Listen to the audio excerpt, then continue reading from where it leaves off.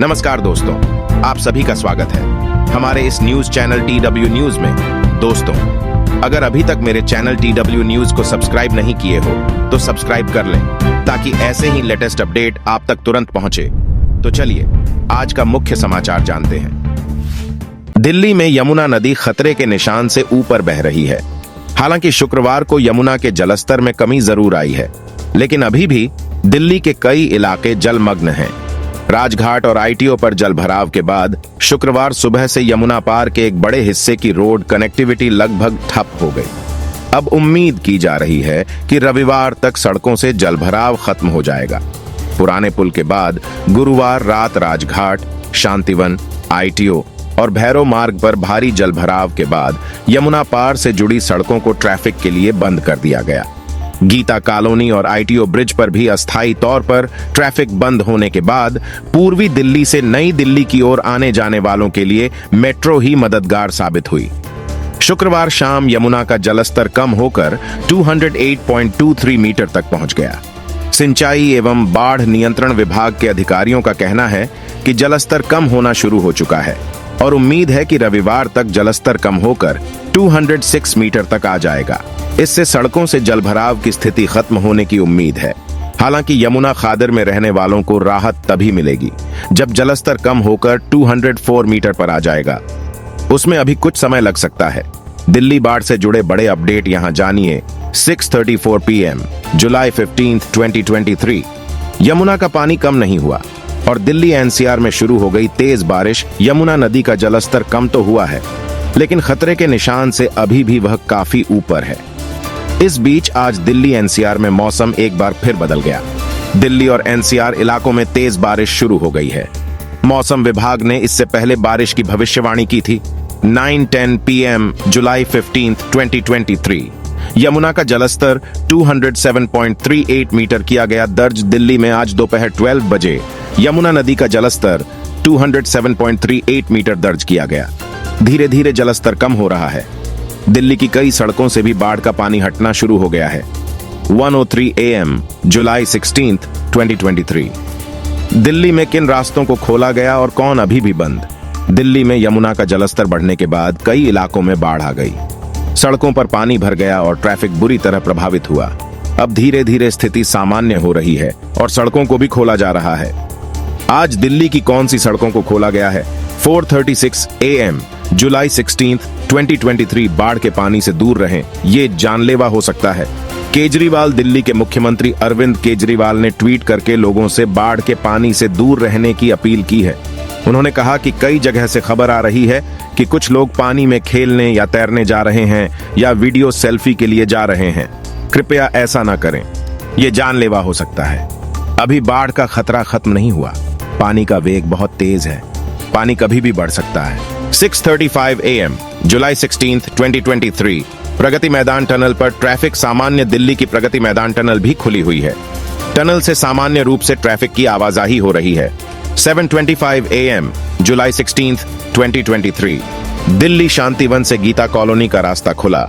दिल्ली में यमुना का जलस्तर कम होने से अब कई इलाकों में जलभराव भी कम होना शुरू हो गया है। इसके साथ ही कई रास्तों को भी फिर से खोल दिया गया है। दिल्ली ट्रैफिक पुलिस के अनुसार दिल्ली के शांतिवन से गीता कॉलोनी तक सड़क के दोनों कैरेजवे केवल कार, ऑन्टो और हल्के वाहनों के लिए खोले गए हैं। शांतिवन से राजघाट और ISBT की ओर जाने वाली सड़क अभी भी बंद है। 8:33 AM जुलाई 16, 2023 दिल्ली के ITO में भी आज उतरा पानी। आधी रात सेना की एक टीम ने पंपिंग रेगुलेटर को ठीक किया, जिसके बाद ITO में बाढ़ का पानी कम होने लगा है। आज सुबह यहां पानी कम दिखा, हालांकि डायवर्जन अब भी है। 9:37 AM जुलाई 16, 2023 दिल्ली NCR में सुबह हुई बारिश। अब बाढ़ के बाद आई नई मुसीबत। दिल्ली NCR के कई इलाकों में आज सुबह से बारिश हो रही है।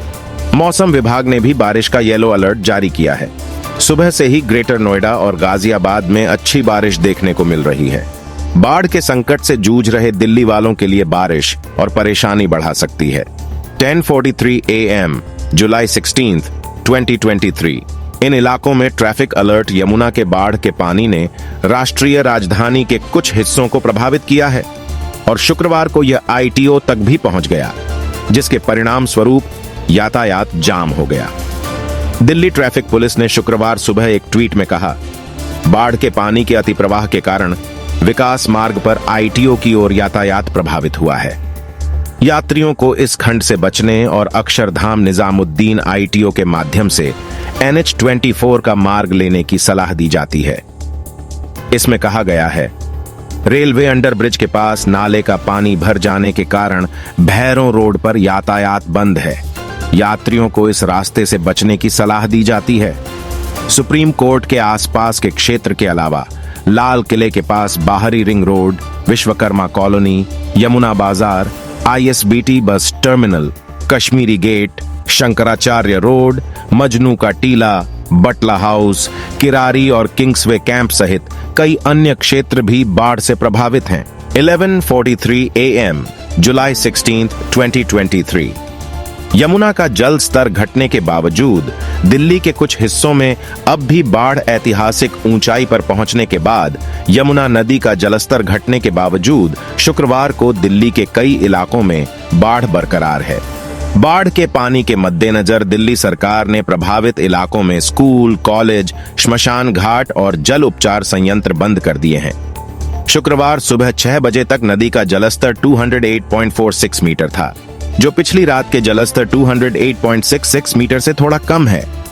केंद्रीय जल आयोग ने जलस्तर में और कमी आने की संभावना जताई है और अनुमान लगाया है कि दोपहर 1 बजे तक जलस्तर 208.30 मीटर तक पहुंच जाएगा। 11:55 AM जुलाई 16, 2023 दिल्ली। 3 लड़के बाढ़ के पानी में डूबे। उत्तर पश्चिमी दिल्ली के मुकुंदपुर चौक इलाके में शुक्रवार को बाढ़ के पानी में नहाते वक्त 3 लड़के डूब गए। अधिकारियों ने यह जानकारी दी।